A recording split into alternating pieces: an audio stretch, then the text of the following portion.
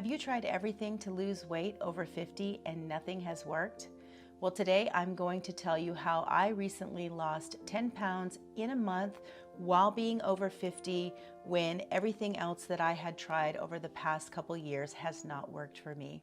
Hi everyone, it's Suzanne. So recently I did a video on my goals for 2024 and I talked about how I lost 10 pounds recently in a month's time using a particular hack that I learned on another video that I watched, and I wanted to go into a little more detail on the topic so that if you are struggling with losing weight like I was, being over 50 years old, my metabolism has definitely changed and it's been harder for me to lose weight, then I wanted to give you some tips that I did that might help you lose weight as well. So what prompted this change was I saw a video on YouTube that was talking about how to get your blood sugar in check.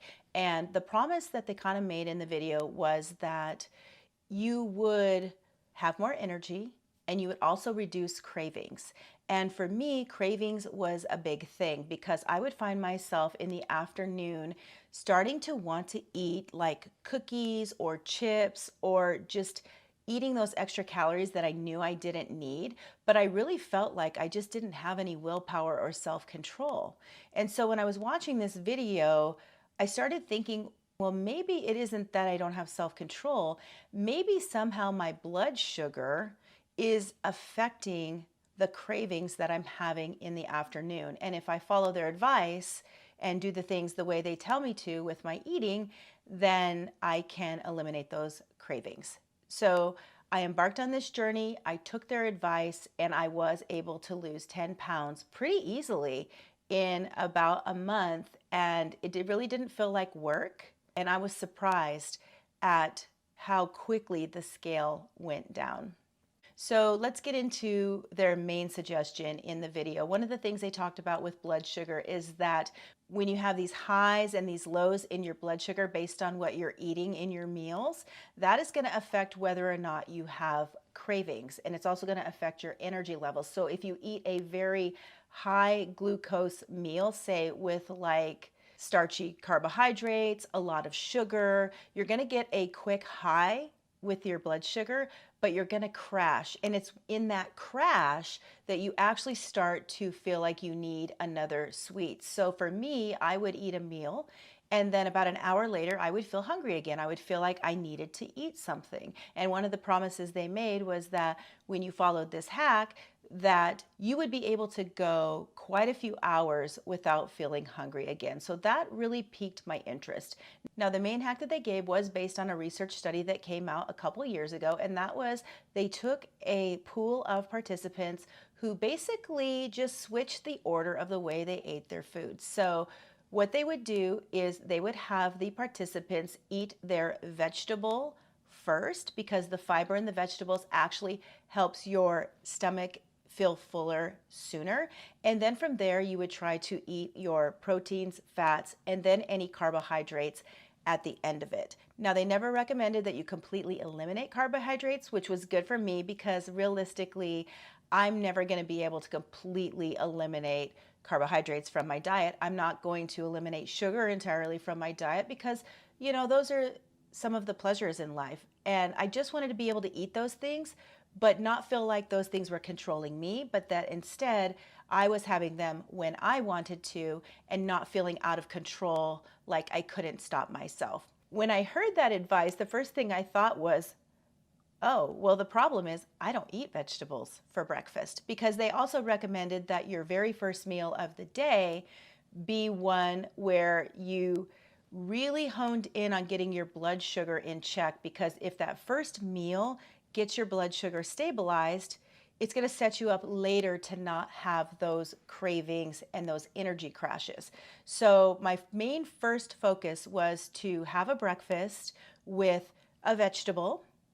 I would have it with a protein and a fat. So what I came up with was I would have sliced tomatoes and then I would melt some cheese over that and maybe add a little bit of bacon bits. So basically kind of staying away from those carbohydrates with the first part of my meal. I would heat it up in the microwave and it was good enough to where I didn't feel like I just hated the meal. It had to be a meal that I could actually enjoy. And the tomato was a little bit bitter to me, but it was the best vegetable that I could come up with to eat with like my cheese and then a little bacon bits on it. And then once I was done with that, I would have a hard-boiled egg. So for me, my favorite protein is probably chicken and eggs and steak. And so that's primarily the proteins that I'm eating right now. I'm not really a fish person, so I just don't incorporate that. But if you're a fish person, then you could do fish instead. Really, you just have to come up with whatever protein you like and also look at the vegetables that you like and then just try to come up with a combination.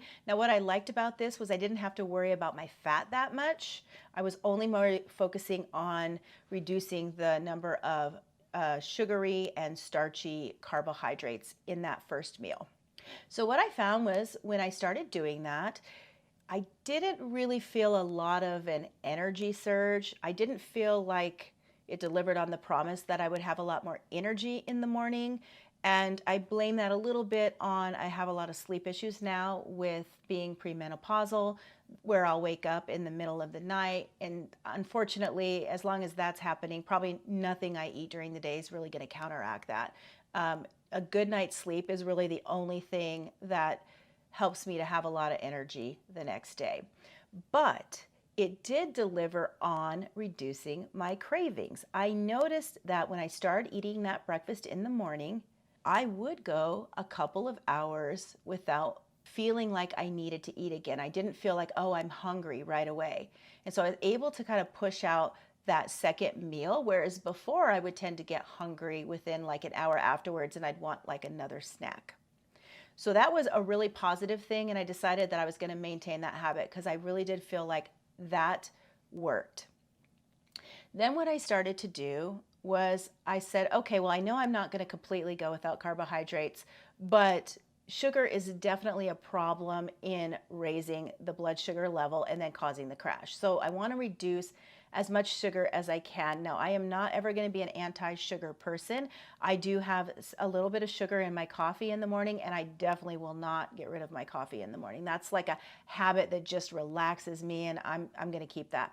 But because I wasn't having the cravings, I noticed I wasn't going to the cookies and the candies later in the day like I used to.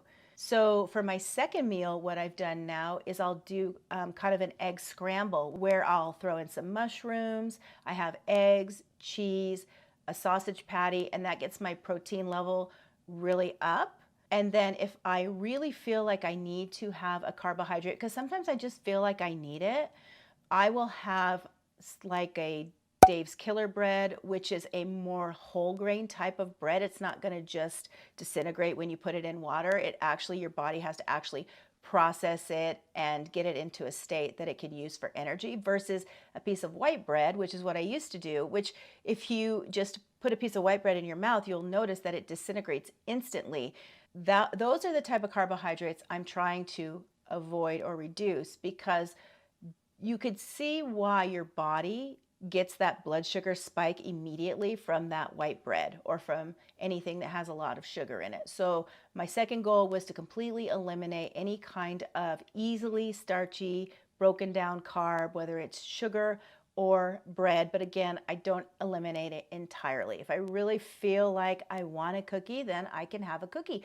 But honestly, over the last couple months, I can't remember the time I had an afternoon binge, and a binge for me is maybe like 3 cookies, but I have not even craved that over the last couple of months now that I've changed the order and the way that I eat this food.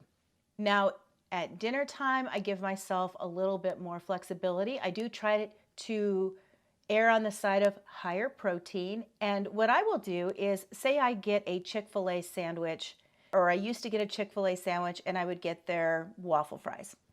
Now what I'll do instead is I will reduce the amount of carbs in that meal by, I'll probably either eliminate the waffle fries completely because you have the bread on the sandwich and you have the waffle fries. It's very carb heavy. So I'll either eliminate those or I might just have like one just to kind of satisfy my craving for a French fry. And then I may take off half of the bun as well and just eat the Chick-fil-A chicken with the cheese and the mayonnaise and then just have one slice of bread. And that way I know I'm still getting a little bit of carbohydrate because you do need carbohydrates for energy. And I find that that actually works really well for me. So a lot of times, or a couple times a week, we'll eat out. And so I have to think about ahead of time, okay, how am I going to reduce the carbohydrates in this meal? I don't worry at all about the protein or fat because the goal is to reduce the things that are causing those blood sugar spikes and those cravings. And again, that's what has helped me lose the 10 pounds over the last 2 months. The first month I lost the 10 pounds. In the last month, I have been kind of maintaining. And I think it's because I have introduced back probably more carbohydrates than I had in that very first month. And so I really do want to get back on the plan of focusing on reducing, but not eliminating those carbohydrates.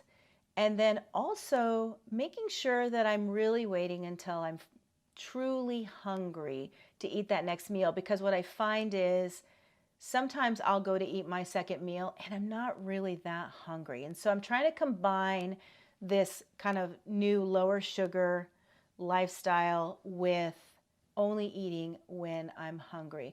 Now, in terms of my coffee, I have cut back on the sugar a lot in the morning. That was one thing that was really challenging for me to figure out, how to reduce the sugar, because I used to, the way that I would make my coffee is I would have my coffee, but then I would add like a serving of hot chocolate in it, which was around 150 calories of pure sugar. And I would maybe do that like 2-3 times a day. So you can see how those calories would add up very quickly.